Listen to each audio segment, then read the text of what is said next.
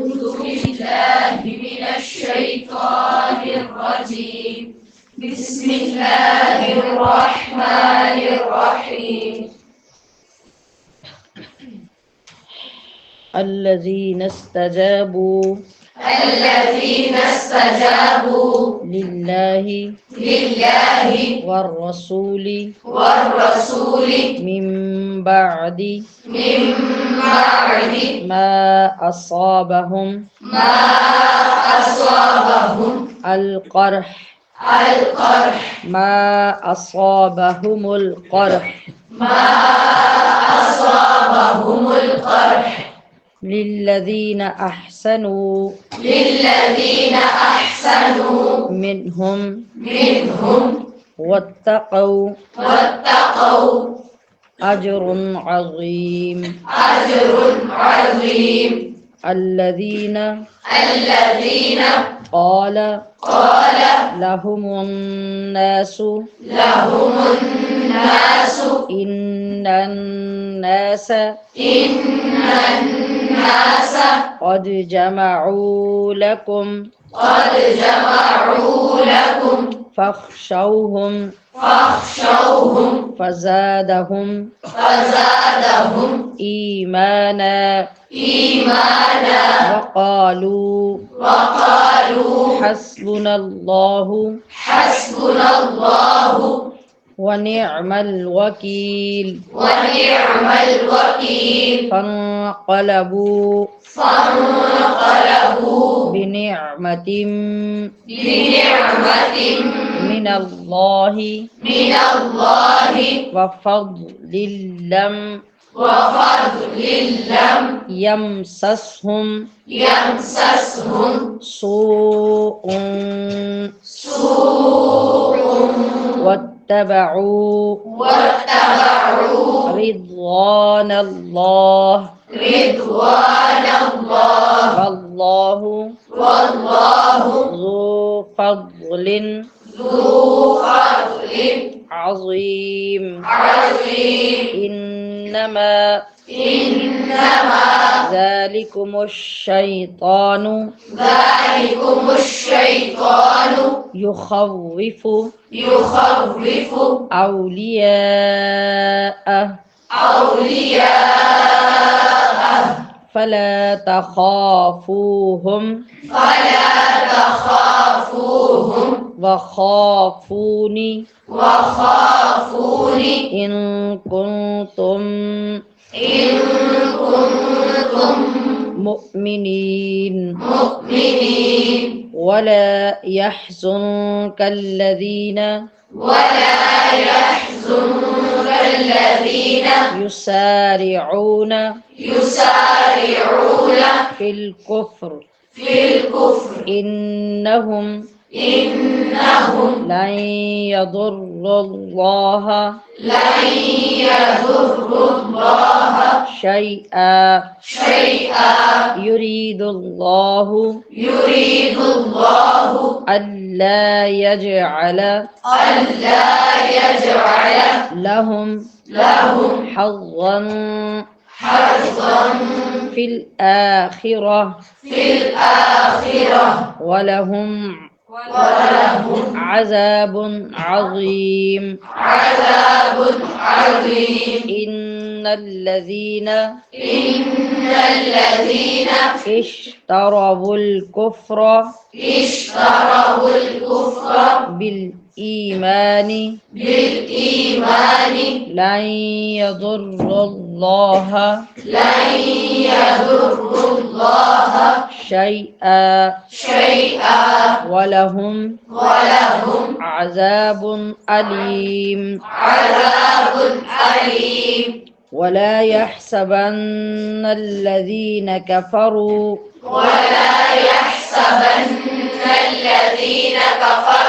أنما نملي لهم خير لأنفسهم لا انفسی کس نے پڑھا ہے؟ پھر پڑھیے. خیر لأنفسهم أنفسهم إنما نملي إنما نملي لهم لهم ليزدادوا إثما ولهم عذاب مهين.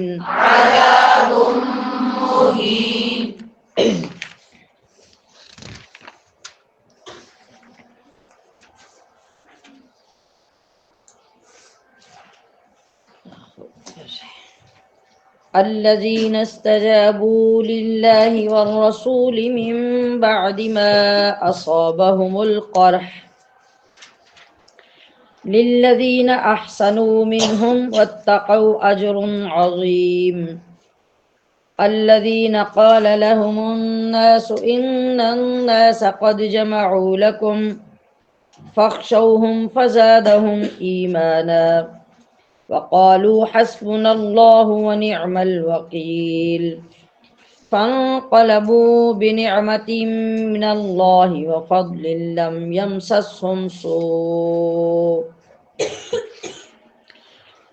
يمسسهم سوء واتبعوا رضوان الله والله ذو فضل عظيم. إنما ذلكم الشيطان يخوف أولياءه فلا تخافوهم وخافون إن كنتم مؤمنين. ولا يحزنك الذين يسارعون في الكفر إنهم لن يضروا الله شيئا يريد الله ألا يجعل لهم حظا في الآخرة ولهم عذاب عظيم. إن الذين اشتروا الكفر بالإيمان لن يضروا الله شيئا ولهم عذاب أليم. ولا يحسبن الذين كفروا أنما نملي لهم خير لأنفسهم إنما نملي لهم ليزدادوا إثما ولهم عذاب مهين. صدق الله العظيم.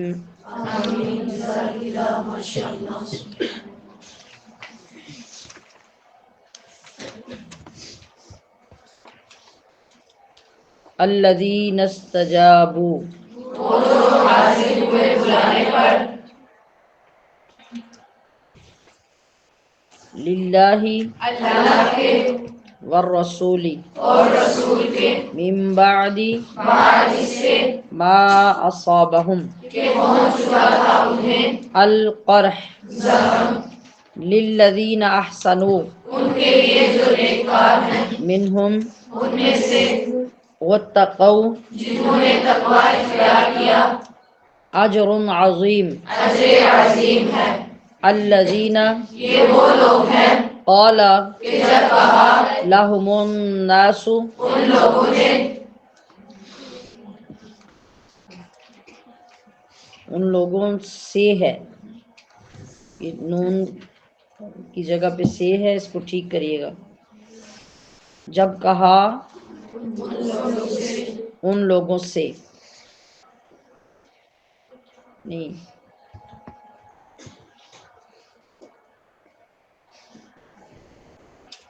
جب کہا اچھا ان لوگوں نے ہی ہے، ان سے ان لوگوں نے ان بلا شبہ الناس کافروں نے قد جمعوا جمع کر رکھا ہے لکم تمہارے لیے فاخشوہم سو تم ان سے ڈرو. فزادہم تو اس بات نے بہت زیادہ کر دیا ایمانا ان کے ایمان کو وقالوا اور کہنے لگے حسبنا اللہ ہمیں اللہ کافی ہے ونعم الوکیل. اور کیا ہی اچھا کارساز ہے. فانقلبوا پھر واپس پلٹے یہ لوگ بنعمت انعام کے ساتھ من اللہ اللہ کے وفضل اور فضل کے ساتھ لم یمسسہم نہ چھوا ان کو سوء کسی برائی نے واتبعوا اور وہ پیروی کرتے رہے رضوان اللہ رضائے الہی کی واللہ اور اللہ ذو فضل عظیم. صاحب فضل ہے.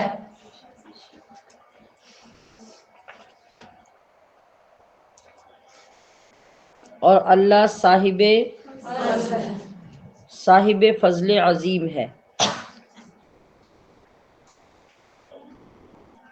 لفظوں کو فائنل کرتے ہوئے پتہ نہیں آگے پیچھے کیسے کر دیتے ہیں. انما ذالکم یہ تو الشیطان شیطان ہے یخوف جو ڈراتا ہے تمہیں اولیاءہ اپنے دوستوں سے فلا تخافوہم بس تم نہ ڈرو ان سے وخافونی اور مجھ ہی سے ڈرو ان کنتم اگر تم مؤمنین مومن ہو ولا اور نہ یحزنک غمزدہ کریں آپ کو اے محبوب الذین وہ لوگ یسارعون جو دوڑے جاتے ہیں فی الکفر کفر میں انہم یقیناً وہ لن یضروا اللہ ہرگز نہ بگاڑ سکیں گے اللہ کا شیئا کچھ بھی. یرید اللہ اللہ چاہتا ہے الا یجعل کہ نہ رکھے لہم ان کا حظا کچھ حصہ فی الآخرہ آخرت میں ولہم اور ان کے لیے عذاب عظیم. عذاب عظیم ہے. ان الذین بے شک وہ لوگ اشتروا الکفر جنہوں نے خرید لیا کفر بالایمان ایمان کے بدلے لن یضروا اللہ ہرگز نقصان نہیں پہنچا سکیں گے اللہ کو شیئا کچھ بھی ولہم اور ان کے لیے عذاب عذاب ہے علیم. دردناک. ولا یحسبن اور نہ گمان میں رہیں الذین کفروا کافر انما نملی کہ ہم جو مہلت دے رہے ہیں لہم انہیں خیر لانفسہم یہ بہتر ہے ان کے لیے انما نملی صرف اس لیے ہم مہلت دے رہے ہیں لہم انہیں لیزدادوا کہ وہ اور زیادہ کر لیں اثما گناہ ولہم اور ان کے لیے عذاب مہین. عذاب ہے ذلت کا.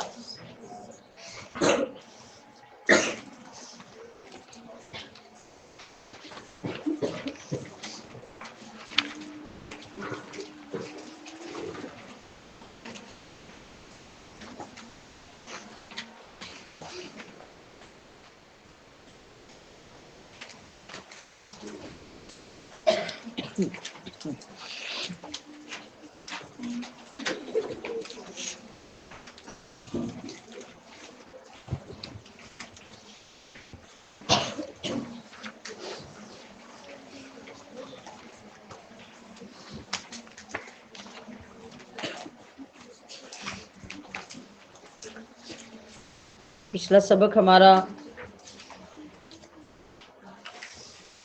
شہداء کی نعمتوں اور فضائل پر مکمل ہوا تھا، اور ابھی آگے نیا رکوع شروع ہو رہا ہے. اور اس کا شان نزول کیا ہے کہ جنگ احد سے فارغ ہونے کے بعد جب ابو سفیان اپنے ساتھیوں کے ساتھ واپس پلٹا، یہ پیچھے بھی ہم ایک دفعہ پڑھ چکے ہیں، اس کی طرف اشارہ کیا گیا تھا. جب ان لوگوں کو اطمینان ہو گیا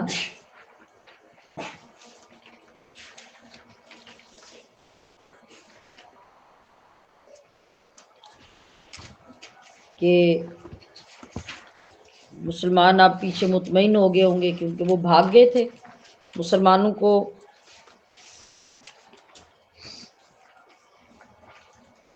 جو فتح حاصل ہوئی، پہلی کیفیت جو تھی جس میں ابھی لوگ درے پر موجود تھے، اور یہ لوگ جب وہاں سے نکل آئے مقام روحہ پہ جب پہنچے تو انہیں اس بات کا افسوس ہوا کہ وہ واپس کیوں آ گئے، مسلمانوں کا بالکل خاتمہ کیوں نہیں کیا.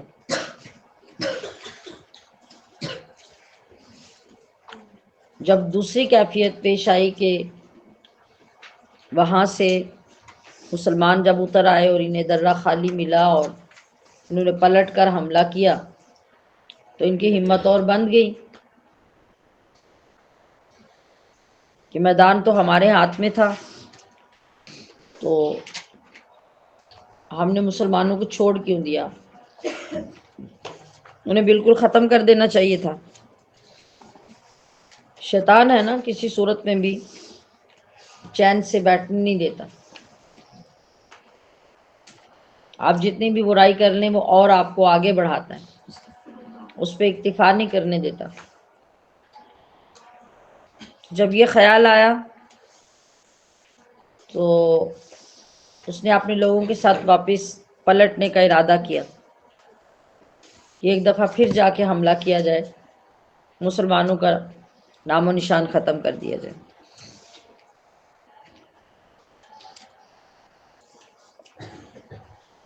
ادھر سے ابو سفیان کو شیطان نے یہ دوبارہ سے ابھارا، اس نے ابھی ارادہ کیا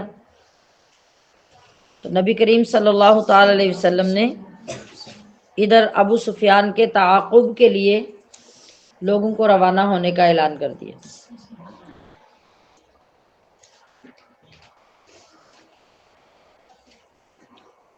کیا مطلب؟ کہ وہ لوگ دوبارہ سے پلٹ کر نہ آ جائیں اور انہیں ان کے حال پہ چھوڑ نہ دو، بلکہ ان کے پیچھے تک جاؤ جس سے انہیں یقین ہو جائے۔ تو صحابہ اکرام کی ایک جماعت جو 70 لوگوں پہ مشتمل تھی،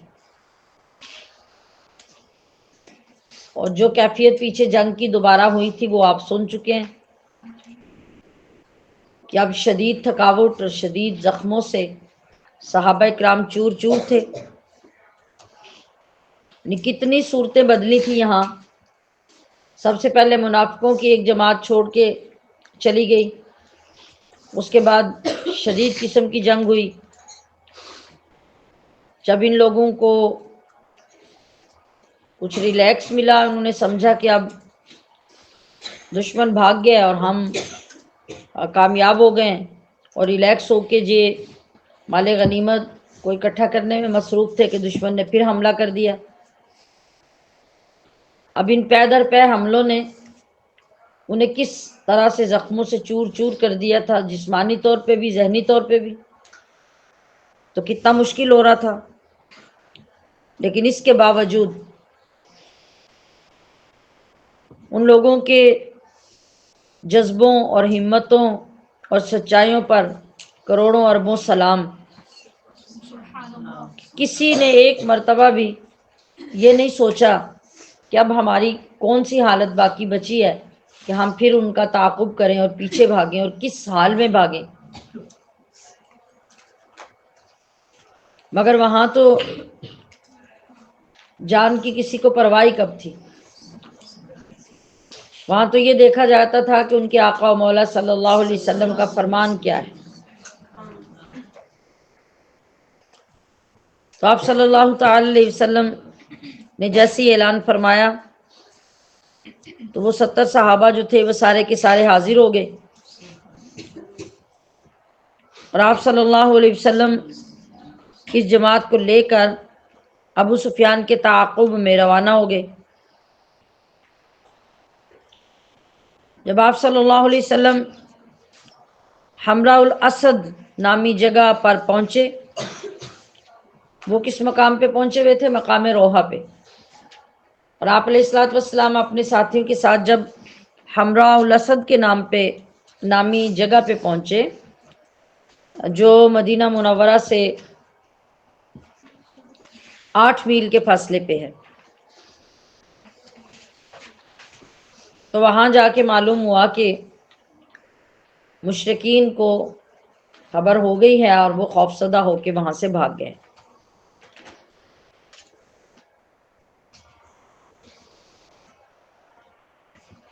تو اس واقعے کے پیچھے یہ آیت کریمہ نازل ہوئی جو ہمارے سبق کی پہلی آیت ہے، الذین استجابوا للہ والرسول۔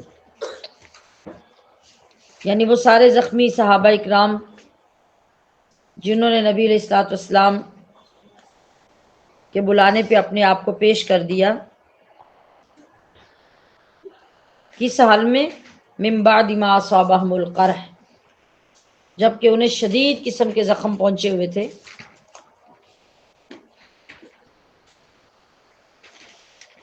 تو للذین احسنوا منہم واتقوا اجر عظیم، ان کا ایسا کرنا ان کے پرہیزگاروں کے لیے بہت بڑے اجر و ثواب کا باعث ہے. سبحان اللہ.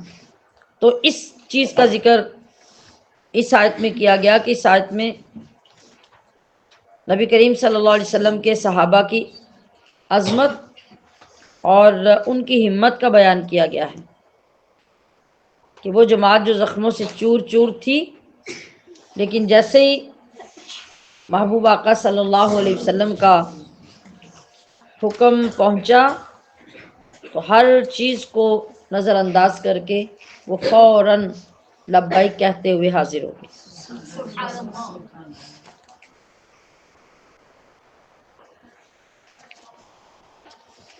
ایسے ہی مجاہدین تھے جن کے آگے پہاڑ بھی سرنگوں ہو جاتے تھے، جن کی ہمتیں آسمانوں سے بلند تھیں، جن کے لیے کہا گیا کہ یہ غازی، یہ تیرے پر اسرار بندے جنہیں تو نے بخشا ہے ذوق خدائی، دو نیم ان کی ٹھوکر سے دریا و صحرا، سمٹ کر پہاڑ ان کی ہیبت سے رائی. ایک معمولی سی جن کی ٹھوکر لگتی ہے تو دریا ہو یا صحرا دو ٹکڑوں میں بٹ جاتے ہیں، ایسے جیسے کوئی معمولی سا کھلونا ہوتا ہے. اور ان کا رعب اور ان کی ہیبت ایسی کہ بلند و بالا پہاڑ بھی ریت بن جائیں، چور چور ہو جائیں، ریزہ ریزہ ہو جائیں. دریاؤں میں گھوڑے انہوں نے ڈال دیے،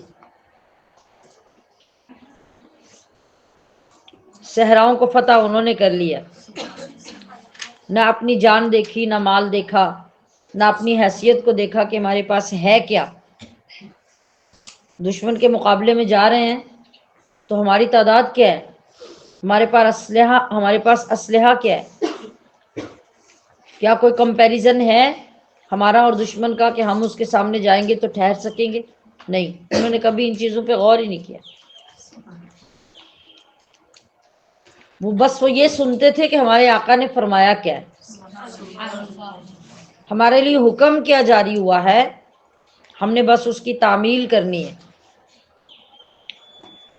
ہماری وہ حیثیت ہو یا نہ ہو، ہمارے پاس اسباب ہوں یا نہ ہوں. تو جس وقت کسی غلام کے خود سپردی کا عالم یہ ہو جاتا ہے تو اللہ پاک پھر ایسی ہی شانیں دکھاتا ہے، پھر ایسی ہی کامیابیوں سے ہمکنار کرتا ہے کہ زمین و آسمان حیران رہ جاتے ہیں. اور یہی کچھ صحابہ اکرام کے ساتھ ہوا کرتا تھا. اللہ. الذین قال لهم الناس، وہ لوگ جن سے لوگوں نے کہا کہ ان الناس قد جمعوا لکم، لوگوں نے تمہارے لیے تو بڑا جتھا جوڑ لیا ہے، تو فخشوہم، تو تم ان سے ڈرو. تو بجائے ڈرنے کے فزادہم ایمانا، ان کا ایمان پہلے سے بھی زیادہ بڑھ گیا. اور بجائے اس کے کہ وہ یہ خبر سن کر کہ ہمارے خلاف اس قدر گٹھ جوڑ ہو چکا اور اتنی جماعتیں کثیر تعداد میں لوگ جمع ہو چکے ہیں تو ہمیں ڈرنا چاہیے اور کوئی پلان کرنا چاہیے، انہوں نے کہا حسبنا اللہ و نعم الوکیل. اور ایک ہم ہے کہ ہم تسبیحوں کے حساب سے، سینکڑوں کے حساب سے اور لاکھوں کے حساب سے انہی وظیفوں کو اپنی مشکلات کے لیے پڑھتے ہیں، اور پھر بھی آ کے یہ کہہ رہے ہوتے ہیں کہ ہم نے تو سارا وظیفہ پورا کر لیا اور ابھی تک کوئی فائدہ نہیں ہوا. فائدہ کیسے ہوگا؟ ہم نے اگر 1.25 بھی پڑھا تو ہمیں ایک بار بھی نہیں پتا کہ اس کا ترجمہ کیا ہے جو ہم پڑھ رہے ہیں. ہم اپنے رب کو کہہ کیا رہے ہیں، ہمیں خود پتہ ہی نہیں. تو فائدہ کس چیز کا ہوگا؟ اور انہوں نے کیا کہا؟ یہاں کہیں لکھا گیا کہ انہوں نے بیٹھ کے وظیفہ پڑھنا شروع کر دیا اور نصاب پورا کیا، اور انہوں نے لگاتار اس کی تعداد پوری کرنے پہ زور دیا کہ یہ پورا کرو تو ہمارے اوپر سے مشکل ٹل جائے گی؟ نہیں، ان کا صرف جملہ تھا حسبنا اللہ و نعم الوکیل، کہ ہمارا کارساز ہمارا اللہ ہمارے لیے کافی ہے۔ یہ کافی کہنے کے لیے جس یقین کی ضرورت تھی وہ یقین ان کے اندر تھا، اور انہیں اتنا کہہ دینا کافی تھا، کیونکہ وہ اس سے ہٹنے والے اور ڈاواڈول ہونے والے نہیں تھے۔ تو بس اللہ تعالیٰ نے اسی سے ہی ان کی کارسازی، ان کی نگہبانی، ان کی حفاظت فرمائی۔ تو پھر جب وہ واپس پلٹے تو بنعمت اللہ و فضل، وہ اللہ کی نعمت اور فضل میں پلٹے۔ لم یمسسہم سوء واتبعوا رضوان اللہ واللہ ذو فضل عظیم۔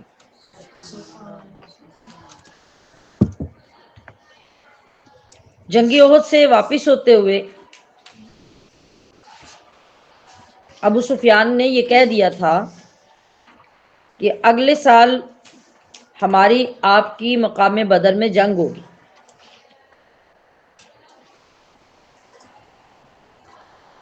نبی علیہ الصلوۃ والسلام نے ان کے جواب میں فرمایا انشاءاللہ۔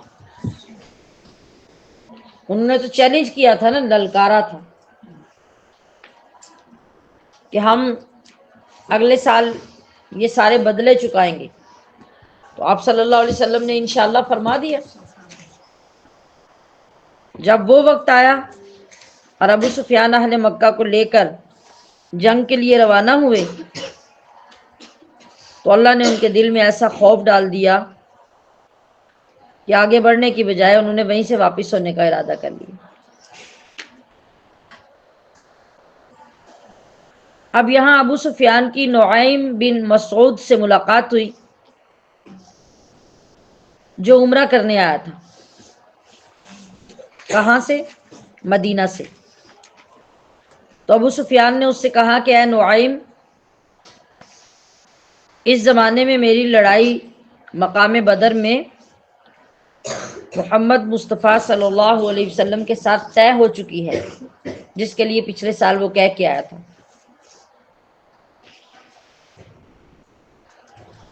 لیکن مجھے مناسب یہ معلوم ہوتا ہے کہ میں جنگ میں نہ جاؤں بلکہ واپس چلا جاؤں، لہذا تم مدینے جاؤ اور کسی تدبیر کے ساتھ، کسی حکمت عملی کے ساتھ مسلمانوں کو میدان جنگ میں جانے سے روک دو۔ کیا مطلب؟ کہ ایسا نہ ہو کہ وہ لوگ میدان جنگ میں آ جائیں اور میں نہ جاؤں تو میری بے عزتی ہو جائے۔ تو تم سچویشن ہی جا کے ایسی بنا دو کہ وہ لوگ جنگ کے لیے نکلے ہی نہ اور مجھے جانا ہی نہ پڑے۔ تو اس جوڑ توڑ کے بدلے میں تمہیں 10 اونٹ انعام دوں گا۔ اب جب نعیم نے مدینے پہنچ کے دیکھا کہ مسلمان تو ابو سفیان کے اس چیلنج کے مطابق جنگ کی تیاری کر رہے ہیں،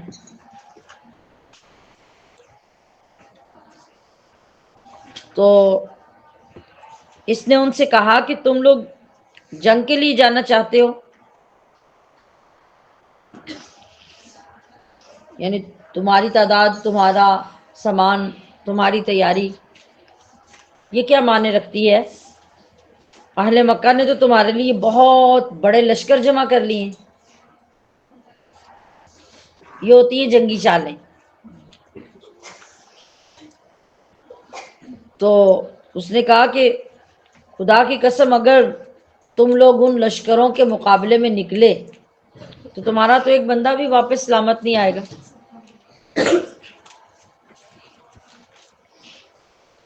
تو آپ صلی اللہ تعالی علیہ وسلم نے فرمایا کہ اللہ کی قسم میں ضرور جاؤں گا چاہے میرے ساتھ کوئی بھی نہ ہو۔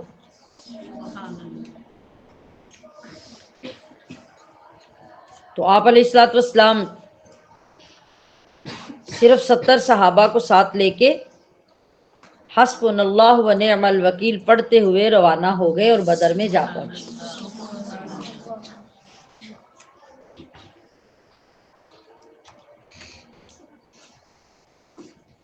تاریخ نے وہ سب کچھ رقم کرنا تھا، وہ محفوظ کرنا تھا، سو محفوظ ہو گیا۔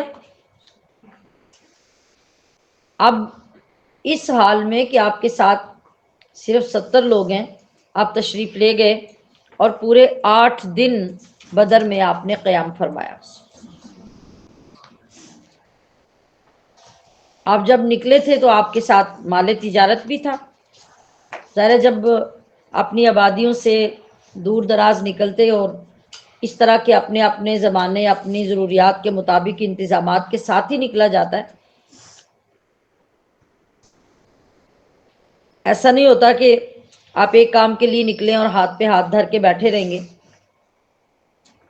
اپنا نظام معیشت بھی آپ نے ساتھ لے کے چلنا ہوتا ہے، اپنی ضروریات کا بھی خیال رکھنا ہوتا ہے، اور پھر حکمت عملی اللہ کے نبی سے زیادہ کون اختیار کر سکتا ہے۔ آپ جب ان 70 لوگوں کے ساتھ نکلے تھے تو مال تجارت بھی آپ کے ساتھ تھا، 8 دن آپ کا وہاں قیام رہا، وہاں مال تجارت آپ نے فروخت کیا، جس سے آپ کے جتنے ساتھی ساتھ تھے ان کو بہت نفع اللہ پاک نے عطا کیا، جنگ بھی نہیں ہوئی، اور سلامتی کے ساتھ 1 ہفتہ وہاں رکنے کے بعد یہ سارا قافلہ واپس مدینہ طیبہ میں پہنچ گیا۔ اب چونکہ ابو سفیان اور اہل مکہ جو اس کے ساتھ تھے، ان کے دل میں تو اللہ نے خود سے ایک خوف اور دہشت پیدا کر دی مسلمانوں کے مقابلے میں، اور وہ راستے سے خوفزدہ ہو کے واپس ہو گئے تھے، انہیں وہاں تک پہنچنے کی ہمت اللہ پاک نے دی نہیں۔ تو اللہ تبارک و تعالیٰ نے اس واقعے کے متعلق یہ آیت کریمہ نازل فرمائی جو ابھی پیچھے شروع میں نے پڑھی، جس میں حسبنا اللہ و نعم الوکیل کا ذکر آپ نے سنا۔ یہ کون سا بدر کا واقعہ ہے اور یہ کون سی بدر کی جنگ ہونے لگی تھی؟ اس کو بدر صغرا کا واقعہ کہتے ہیں۔ جنگ بدر تو ہو چکی تھی نا پہلے،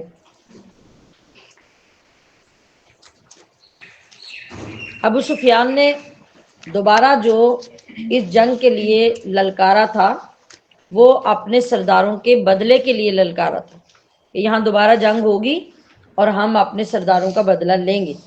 تو نبی علیہ الصلوۃ والسلام نے فرما دیا تھا کہ انشاءاللہ اللہ نے چاہا تو ایسا ہوگا، یعنی وہ یہ نہ سمجھیں کہ ہم کوئی کمزور ہیں اور ان کے اس چیلنج سے ڈر جائیں گے، لیکن ڈرنا تو انہیں خود پڑ گیا۔ یہاں پھر اس واقعے سے بھی اللہ تعالیٰ اپنے محبوب کے صحابہ کی عظمت کو بیان فرما رہا ہے کہ میرے محبوب کے غلاموں کی شان دیکھو کہ جب کافروں کے بڑے بڑے لشکروں سے انہیں ڈرایا جا رہا ہے۔ اب اصل میں تو صورتحال یہ تھی کہ ابو سفیان اس قابل ہی نہیں رہا، یعنی وہ ایک ڈر اور خوف اور دہشت اللہ نے ڈال دی کہ وہ ان کا لشکر اس قابل ہی اپنے آپ کو نہیں سمجھ رہے تھے کہ مسلمانوں کا مقابلہ کر سکتے۔ لیکن مسلمانوں کے پاس تو یہ اطلاع اس وقت نہیں تھی، ان کو تو یہ اطلاع دی گئی کہ اتنے بڑے بڑے لشکر آپ کے مقابلے کے لیے اہل مکہ تیار کر کے لا رہے ہیں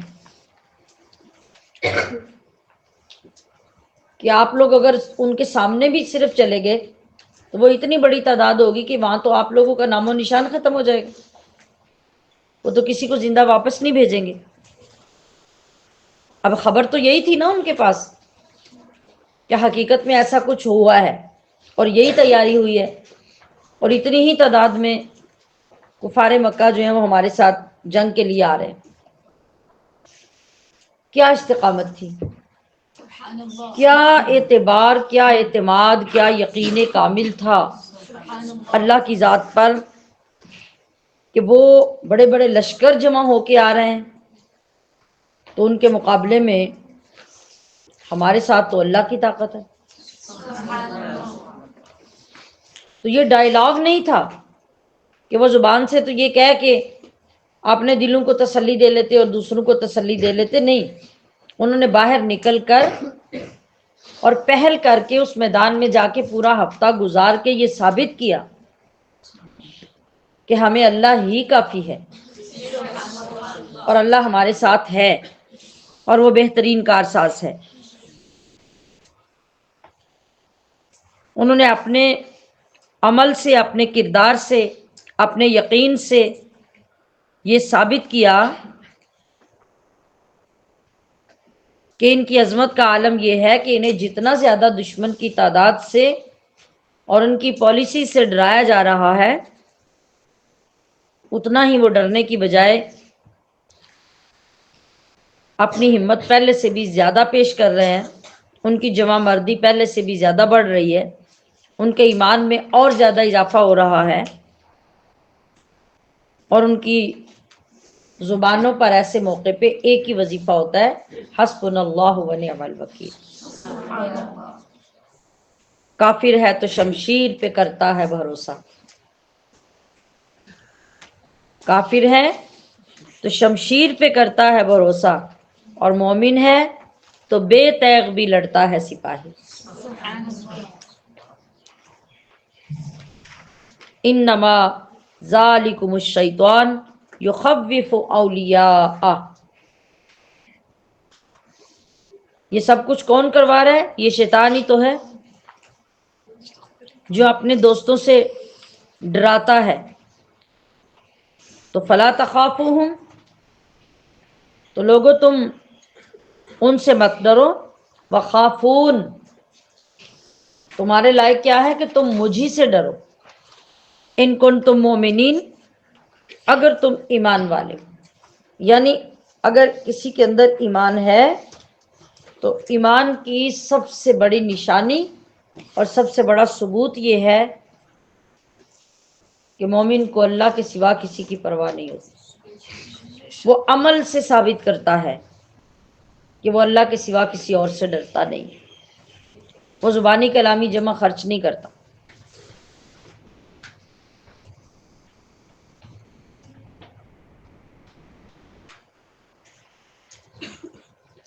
اللہ اکبر۔ تو پتہ کیا چلا کہ ایمان کا تقاضا ہی یہ ہے کہ بندے کے اندر اللہ ہی کا خوف ہو۔ تو یہ سب سے بڑی نشانی ہے اللہ کے خوف ہونے کی کہ جب اس کا خوف حقیقت میں بندے کے اندر آ جاتا ہے تو پھر بندے کو کسی دوسرے کا خوف باقی نہیں رہتا۔ اس آیت مبارکہ سے یہی پتہ چلا کہ مسلمانوں کو کافروں سے ڈرانا، مسلمانوں کے حوصلے پست کرنا، ان کے سامنے کافروں کی طاقت کو بڑھا چڑھا کے پیش کرنا کہ مسلمان کمزور ہو جائیں، وہ ہمت ہار بیٹھے اور کافروں سے یہ مقابلے کے لیے قطعاً تیاری نہ ہوں۔ یہ ساری حرکتیں کن لوگوں کی ہیں؟ منافقوں کی۔ اس طرح کے سارے رول منافق پلے کرتے ہیں۔ تو ہمیں اتنی تفصیل سے یہ سارا کچھ اس لیے سمجھایا جا رہا ہے کہ کوئی زمانہ بھی منافقوں کی چالوں سے خالی نہیں ہوتا۔ انہیں جب بھی موقع ملے گا وہ کفار کی طاقت کو مسلمانوں کے سامنے بڑھا چڑھا کے پیش کرتے رہیں گے۔ کہ مقابلہ کرنا تو دور کی بات، مسلمان ان کے انتظامات کو سن کر ہی اتنا گھبرا جائیں کہ وہ ان کے ساتھ مقابلے کا سوچنا بھی چھوڑ دیں۔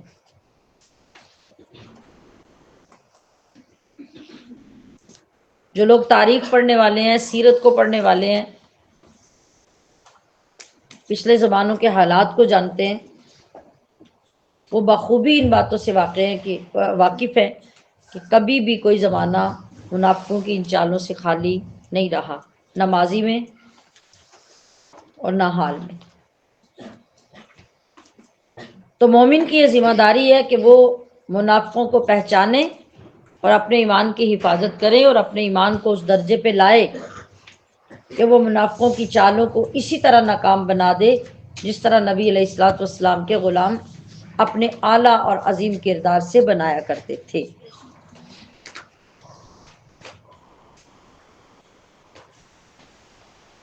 تو اپنے محبوب کو اللہ کریم فرما رہا ہے وَلَا يَحْزُنْكَ الَّذِينَ يُسَارِعُونَ فِي الْكُفْرِ، کیا حبیب جو لوگ کفر میں دوڑے جاتے ہیں آپ ان کا کچھ غم نہ کریں۔ کیوں؟ اِنَّهُمْ لَن يَضُرُّوا اللَّهَ شَيْئًا، کہ وہ اللہ کا کچھ نہیں بگاڑ سکیں گے۔ ہاں اللہ یہ چاہتا ہے اللہ یجعل لهم حظا فی الآخرہ، ان کا آخرت میں کچھ حصہ نہ ہو، اور وہ اپنے کرتوتوں کی وجہ سے کہاں تک پہنچ جائیں؟ عذاب عظیم تک۔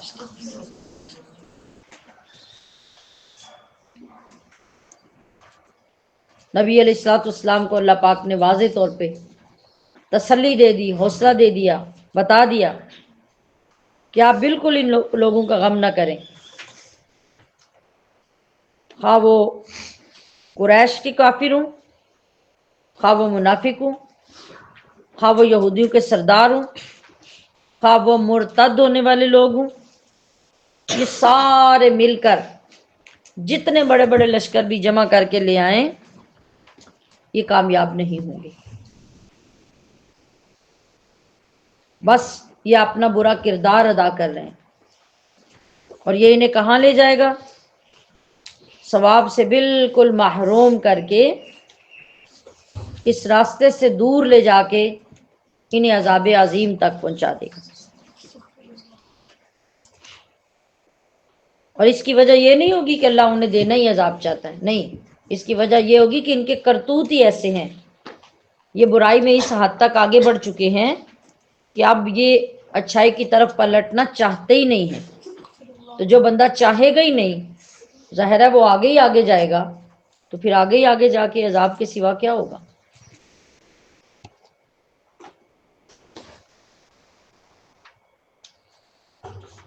تو جو لوگ اپنے برے اعمال اور ان کے تسلسل سے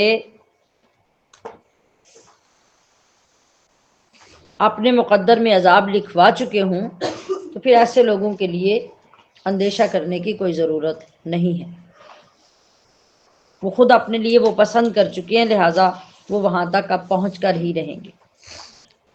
وہ لوگ جنہوں نے کفر خرید لیا ایمان کے بدلے، وہ اللہ کا کبھی کچھ نہیں بگاڑ سکیں گے۔ ہاں وَلَهُمْ عَذَابٌ عَلِيمٌ، ان کے اپنے لیے دردناک عذاب ضرور ہوگا۔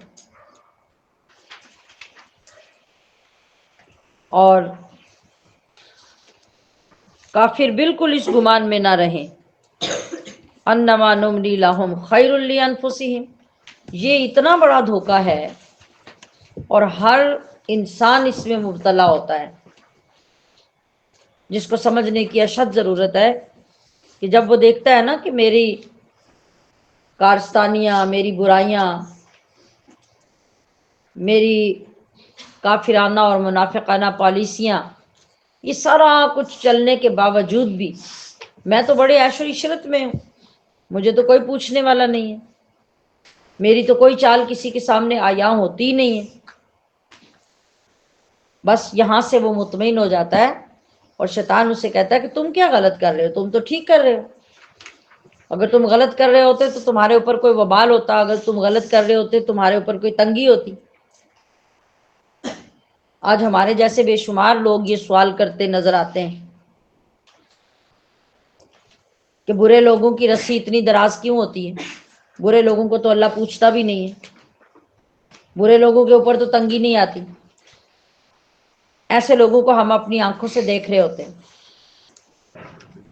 ڈاکے ڈالنے والا، چوری کرنے والا، بدمعاشی کرنے والا، اپنے علاقے کے لوگوں کو کے جینے کو حرام کیے ہوتا ہے، لیکن وہ دندناتا پھرتا ہے، اسے کوئی پوچھتا نہیں ہے، پولیس نہیں پوچھتی، حکومت نہیں پوچھتی، لوگ اس سے ڈرتے ہیں۔ ایسے ہی ہوتا ہے۔ اور یہ بات ہمارے دماغ کو کدھر لے جاتی ہے کہ پھر ہمارے جیسے ڈر ڈر کے جینے والوں سے یہ اچھے ہیں، جنہیں نہ کسی کا ڈر ہے اور نہ انہیں کو پوچھتا ہے، ان کو اللہ بھی سزا نہیں دیتا۔ تو اللہ کیا فرما رہا ہے کہ وَلَا يَحْسَبَنَّ الَّذِينَ كَفَرُوا، اس کیٹاگری کے تمام لوگ یہ کبھی نہ سمجھیں انما نملی لہم خیر لانفسہم، کہ ہمارا ڈھیل دینا ان کے لیے فائدہ مند ہے۔ انما نملی لہم لیزدادوا اسما، ڈھیل ہم اس لیے دیتے ہیں کہ تم نے جتنا گناہ میں آگے جانا جا لو، جاؤ، تمہیں کھلا چھوڑ دیا، دیکھتے ہیں کہاں جاتے ہو، کتنا جاؤ گے آگے، کتنا بڑھو گے۔ جہاں تک بھی تم چلے جاؤ گے، برائیوں اور گناہوں اور نافرمانیوں کی آخری حدوں کو بھی چھو لو گے تو کہاں جاؤ گے؟ کیا ہماری پکڑ سے باہر نکل جاؤ گے؟ کیا ہماری حکومت سے باہر نکل جاؤ گے؟ کیا ہمیں عاجز کر دو گے معاذ اللہ کہ تم جتنی دور چلے جاؤ گے اب ہم سے پکڑنا مشکل ہو جائے گا؟ نہیں، تمہارے لیے تو فیصلے ہو چکے ہیں کہ یہ تمہیں معمولی سی مہلت دی جا رہی ہے کہ یہ جو ملنی ہے ابھی ملنی ہے۔ مومن کی تنگی تو عارضی ہوگی، اور پھر اس کے بعد اس کے لیے آرام ہی آرام ہے، راحت ہی راحت ہے، سکون ہی سکون ہے، عیش ہی عیش ہے۔ لیکن یہ لوگ جن کو آج تم عیش میں دیکھتے ہو، یہ تو بالکل 4 دن کی بات ہے، پھر جب یہ پکڑے جائیں گے تو ایسے پکڑے جائیں گے کہ وَلَهُمْ عَذَابٌ مُهِينٌ، پھر ایسا ذلت کا عذاب ہوگا کہ انہیں کوئی اس ذلت سے نکال نہیں سکے گا۔ تو ہمیں اس وقت سے ڈرنا چاہیے، کبھی اس بات سے دھوکہ نہیں کھانا چاہیے کہ کوئی حرام کھاتا ہے تو چلیں عیش کی زندگی تو گزار رہا ہے نا۔ کسی نے سارے محلے کا جینا برباد کیا ہوا ہے تو خود تو کوئی اسے پوچھنے والا نہیں ہے نا۔ تو ان کے اس عارضی آرام سے، عارضی راحت سے دیکھ کر ہمیں یہ کبھی نہیں سوچ لینا چاہیے کہ وہ بہتر حالت میں ہے اور انہیں تو کوئی پوچھنے والا نہیں ہے۔ اللہ فرما رہا ہے کہ ہم پوچھیں گے، ہم انہیں پھر ایسا پوچھیں گے کہ پھر کوئی انہیں بچا کے واپس لانے والا نہیں ہوگا۔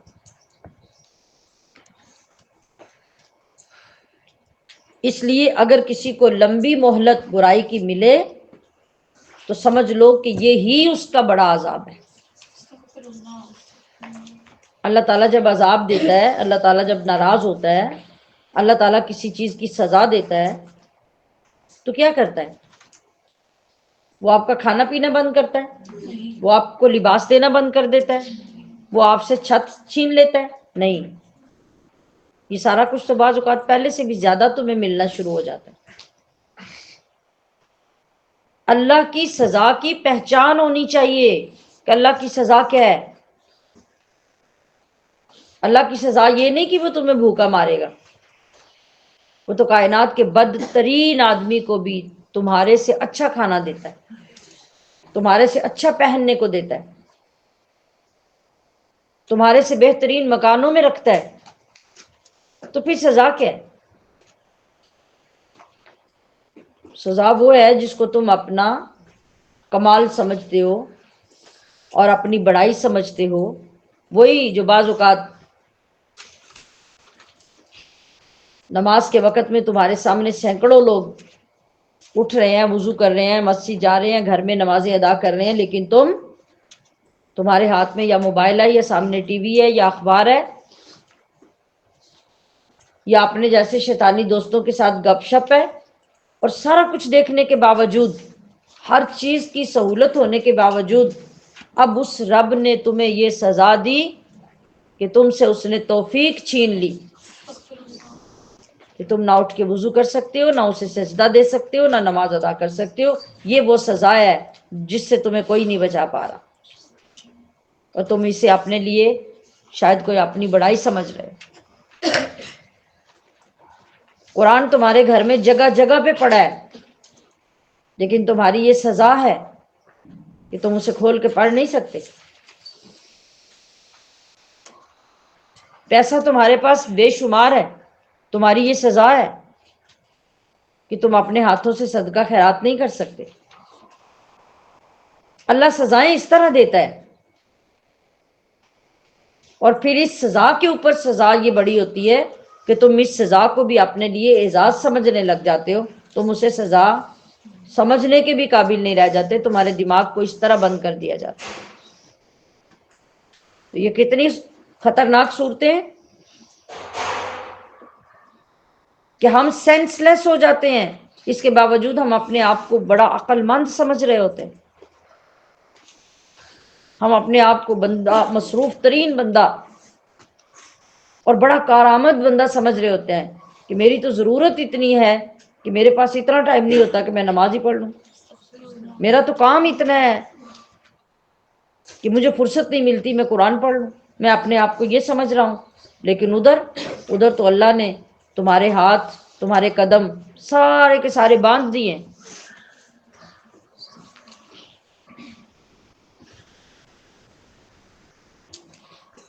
کتنی مرتبہ ایسا ہوتا ہے کہ انسان کا گھر مسجد کے پاس ہے، وہ دن میں 10 بار مسجد کے دروازے کے آگے سے گزرتا ہے، لیکن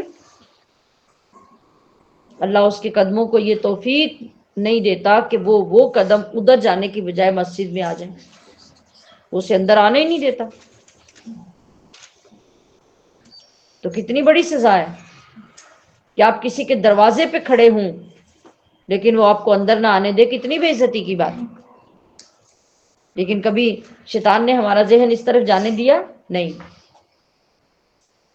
تو اسی طرح وہ طالب علم بھی اپنے آپ کو سمجھے کہ جو اللہ کے گھر میں رہنے کے باوجود نماز کو نماز نہیں سمجھتے، قرآن کو قرآن نہیں سمجھتے، سچ کی ضرورت کو ضرورت نہیں سمجھتے، وہ پھر بھی جھوٹ، پھر بھی فراڈ، پھر بھی خباستیں، پھر بھی نافرمانیاں، نماز میں دھوکہ، قرآن میں دھوکہ، وہ سب کچھ اگر وہ کر رہے ہیں تو پھر سمجھ لیں کہ اس سے شدید کوئی سزا اور نہیں ہو سکتی کہ وہ آپ کو اپنے گھر میں رکھ کر بھی آپ کو کچھ نہیں کرنے دے رہا، اس لیے کہ یہ سخت غضب اس کا آپ پہ نازل ہو رہا ہے اور سخت ناراضگی کا اظہار ہے اگر آپ ایسی کسی کیفیت سے دوچار ہیں۔ یا اپنی طرف بھی پلٹ کے دیکھ لینا چاہیے۔ یہ ساری صورتیں بھی عذاب مہین کی صورتیں ہیں، اور اس سارے کو روزانہ پڑھنے کا مطلب اور پوائنٹ ٹو پوائنٹ اس کی تفاصیل میں جانے کا مطلب ہی یہ ہے کہ ہم اپنے آپ کو بھی دیکھ سکیں، اور جن لوگوں کو سزائیں ملتی رہی اور جن کی سزائیں بیان ہو رہی ہیں ان کے ساتھ اپنا کمپیریزن بھی کر سکیں، اور چیک کر لیں کہ کہیں ان بد نصیبوں کی طرف ہمارا سفر بھی تو جاری نہیں ہو رہا۔ اگر اس سے بچنے کی فکر ہے تو پھر ہمارے پاس کیا طریقہ ہے، ہم کیسے اپنے آپ کو بچا سکتے ہیں۔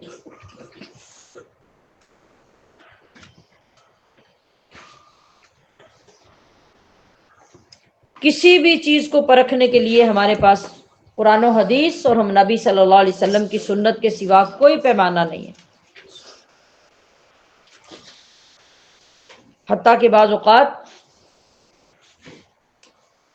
ایسے انسان ہیں، اس کیٹیگری کے انسانوں کو ہم دیکھتے ہیں کہ وہ سال 2 سال 4 سال کی بات نہیں کہ اس میں عیش و عشرت میں پڑے ہوں، بس اوقات لمبی عمریں دی جاتی ہیں ایسے لوگوں کو، اور لمبی عمر تک وہ یہی کچھ کرتے رہتے ہیں۔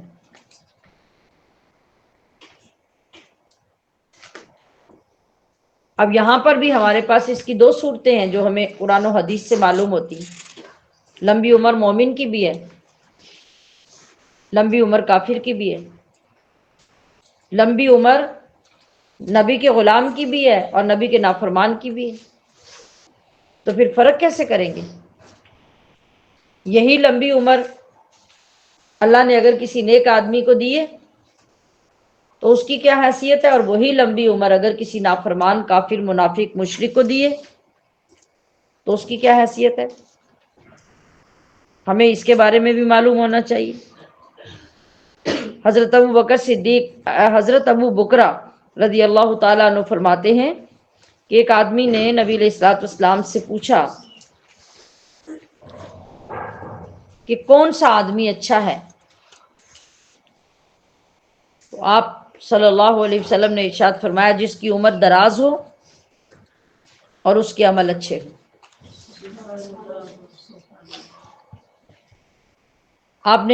آپ سے عرض کیا گیا کہ پھر بدترین آدمی کون ہے؟ آپ نے فرمایا جس کی عمر لمبی ہو اور عمل خراب ہو۔ عمر تو دونوں کی لمبی ہے نا، لیکن ایک طرف عمر کا لمبا ہونا انسان کی اچھائی اور اس کے بہترین ہونے کا سبب بنا، اور دوسری طرف وہی لمبی عمر دوسرے آدمی کے بدترین ہونے اور برا ہونے کا سبب بنا۔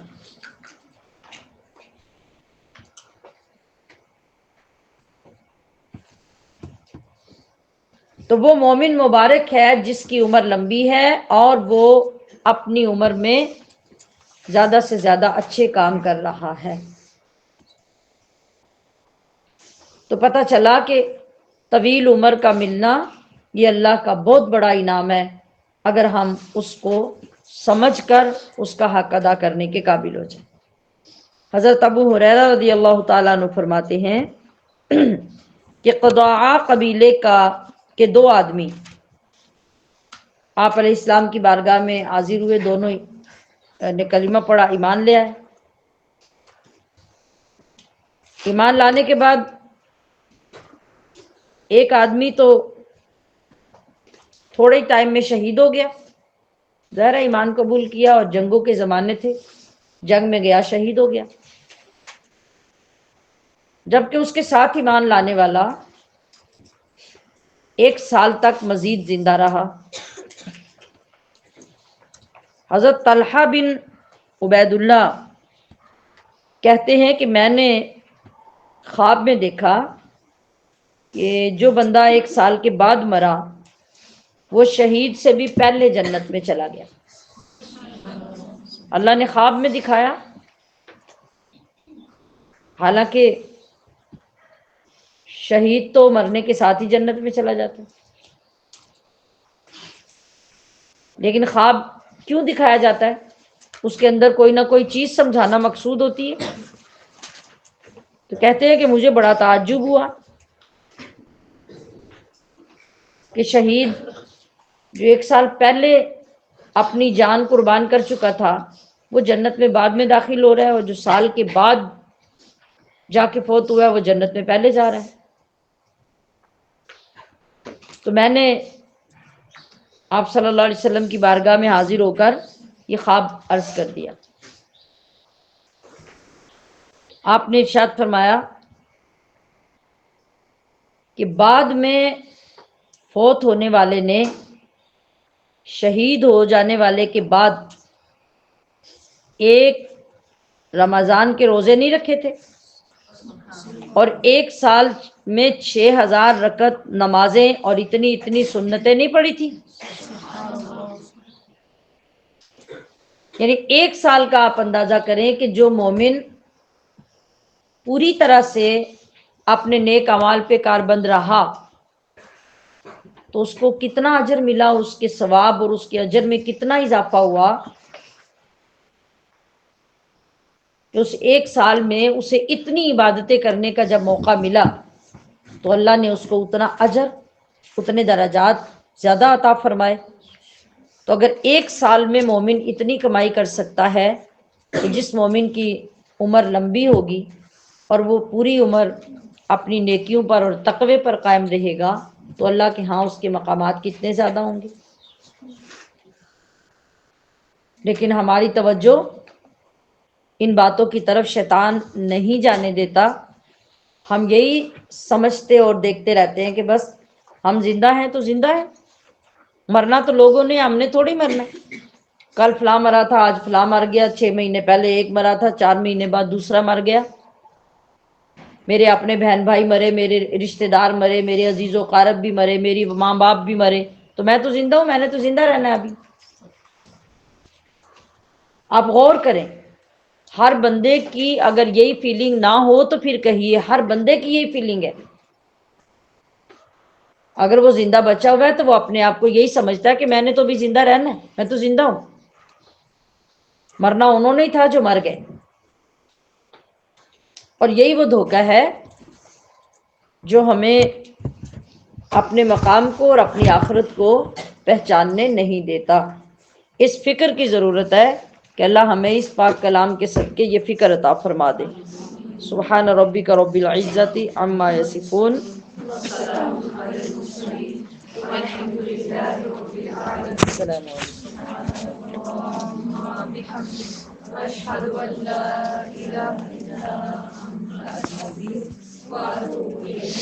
صلی اللہ تعالی علی حبیبہ محمد وآلہ وصحبہ اجمعین برحمتک یا